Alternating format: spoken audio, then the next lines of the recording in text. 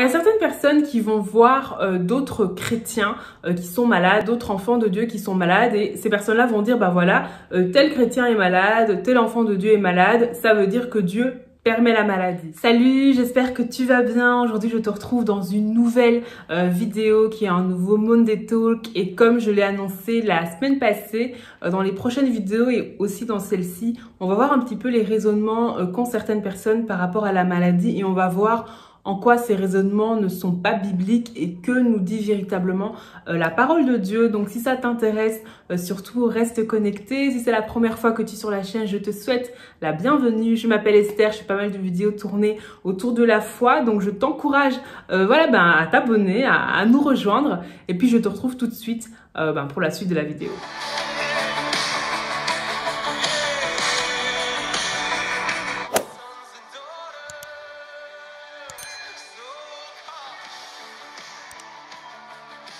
Il y a certaines personnes qui vont voir d'autres chrétiens qui sont malades, d'autres enfants de Dieu qui sont malades, et ces personnes-là vont dire, bah voilà, tel chrétien est malade, tel enfant de Dieu est malade, ça veut dire que Dieu permet la maladie. Et surtout si les personnes malades en question sont des personnes qui sont, par exemple, des ministres de la parole, donc des pasteurs, des apôtres, des évangélistes, etc. Alors, par exemple, des épouses ou époux de pasteurs, etc. Ou si ce sont des personnes qui eux-mêmes manifestent le don de guérison, les gens vont se dire, ok, peut-être que soi-disant Dieu ne permet pas la maladie, peut-être que soi-disant Dieu nous veut en bonne santé, mais il y a quand même tel pasteur qui est malade, il y a quand même tel homme de Dieu qui est mort de telle maladie, il y a quand même telle personne qui a vécu telle chose par rapport à la maladie, donc ça veut dire que dans certains cas, Dieu permet la maladie. Et ce raisonnement est totalement faux. Ce raisonnement est totalement contraire à ce que dit la parole de Dieu, et c'est ce que nous allons voir dans cette vidéo. J'aimerais te rappeler premièrement que la Bible nous dit dans le livre de Jean, « Je veux que tu prospères à tous égards et sois en bonne santé, comme prospère l'état de ton âme. » Quand la parole de Dieu dit « Je veux que tu prospères à tous égards et sois en bonne santé, comme prospère l'état de ton âme », la Bible n'exclut pas une certaine catégorie de personnes. La Bible n'exclut pas les hommes de Dieu qui sont malades. La Bible n'exclut pas les femmes de Dieu qui sont malades. La Bible n'exclut pas les personnes qui servent le Seigneur. La Bible n'exclut pas les chrétiens. Quand la Bible nous dit « Je veux que tu prospères à tous égards et sois en bonne santé », la Bible s'adresse à toute personne. La Bible s'adresse aussi à tout enfant de Dieu. La Bible s'adresse également même à ces personnes-là qui sont malades. Même pour eux, la Bible s'adresse à eux. Ce n'est pas une exception, en fait, que la Bible fait, sauf pour ceux qui sont malades, sauf pour les hommes de Dieu qui sont malades. Non, la Bible dit très bien, je veux que tu prospères à tous égards et sois en bonne santé, comme prospère l'état de ton âme. Et ça inclut les hommes et les femmes de Dieu, ça inclut les ministres de la parole, ça inclut ceux qui servent le Seigneur.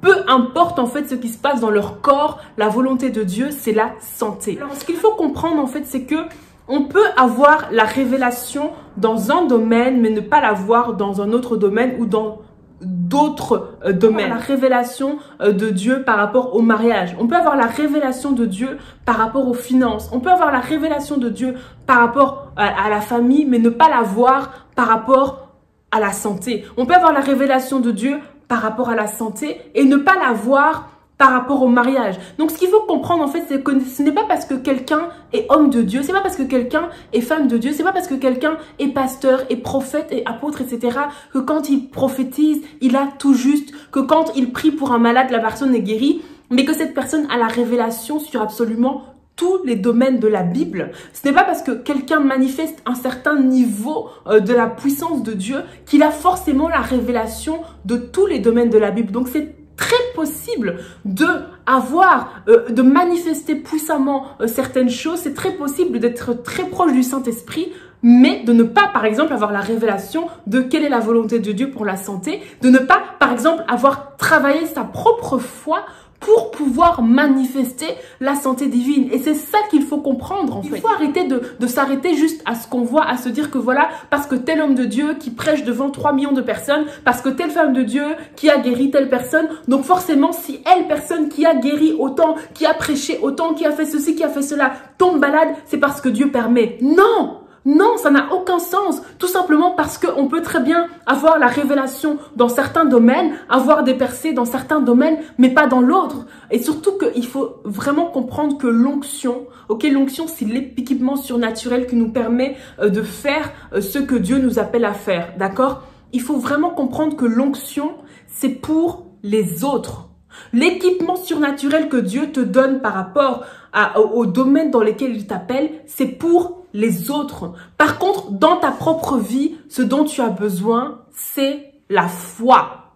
Et donc, c'est possible, totalement possible, de prier pour les gens qui ont le cancer et que ces personnes-là soient guéries du cancer. Pourquoi? Parce que ces personnes-là vont bénéficier de l'onction qui est sur ta vie, mais c'est possible de toi ne pas avoir la victoire sur la maladie parce que tu n'as pas la révélation de qui tu es face à la maladie, tu n'as pas la foi pour marcher dans la santé divine ou parce que tout simplement tu n'as pas compris comment saisir ton héritage. Donc arrêtons s'il vous plaît de tout confondre. Arrêtons de tout confondre et de tout mélanger et de faire des raccourcis qui ne sont même pas bibliques.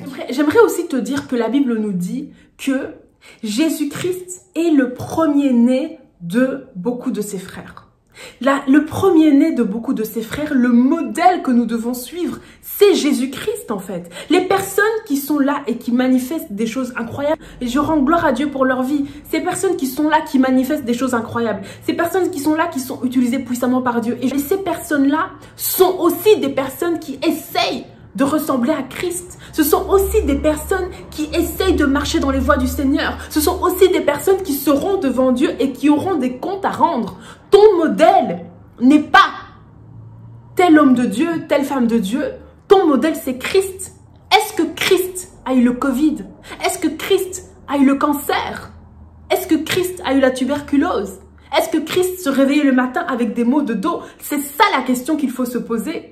Parce que c'est lui le premier-né de beaucoup de ses frères.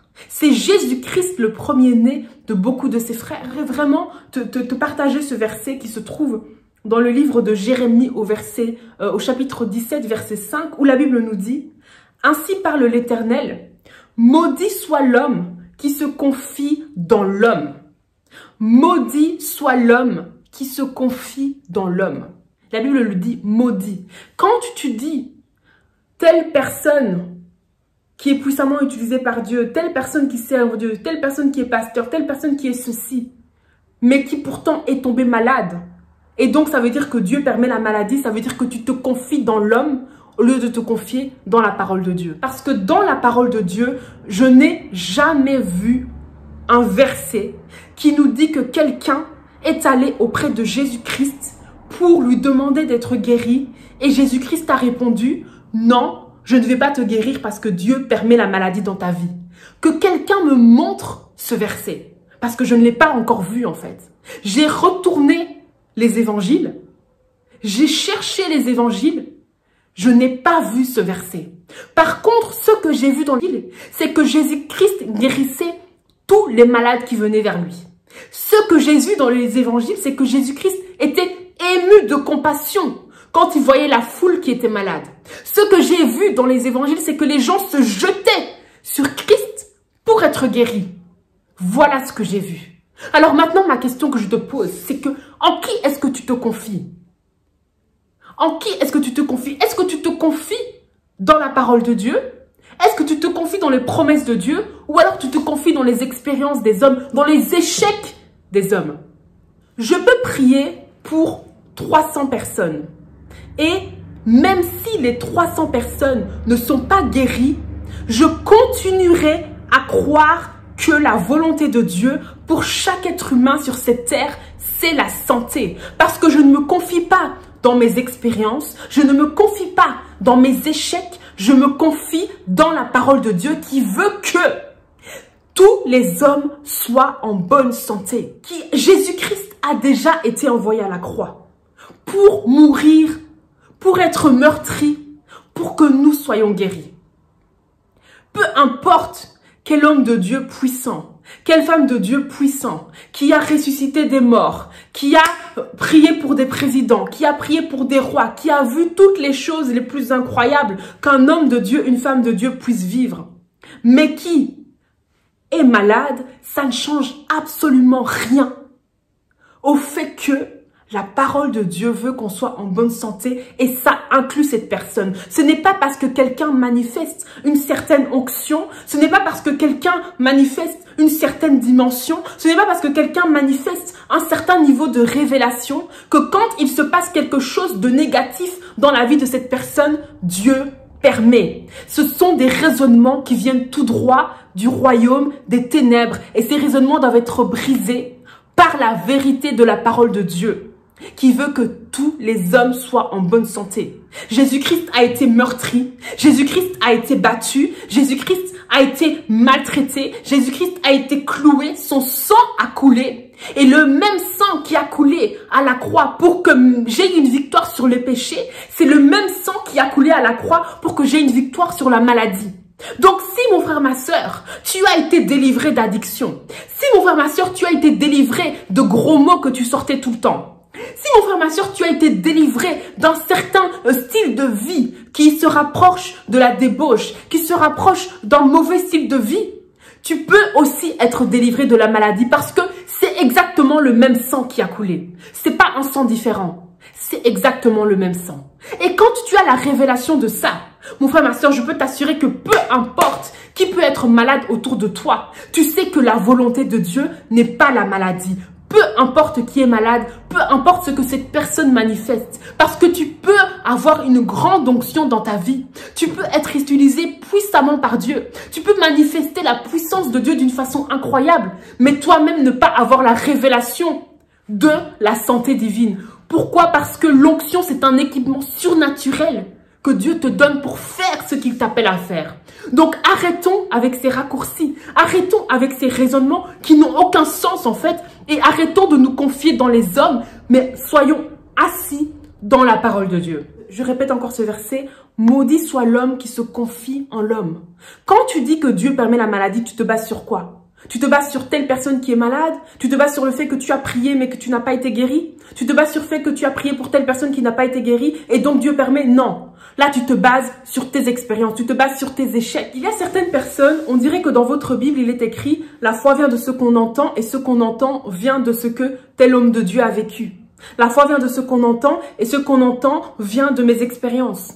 La foi vient de ce qu'on entend et ce qu'on entend vient des échecs quand j'ai prié pour quelqu'un et que cette personne n'a pas été guérie.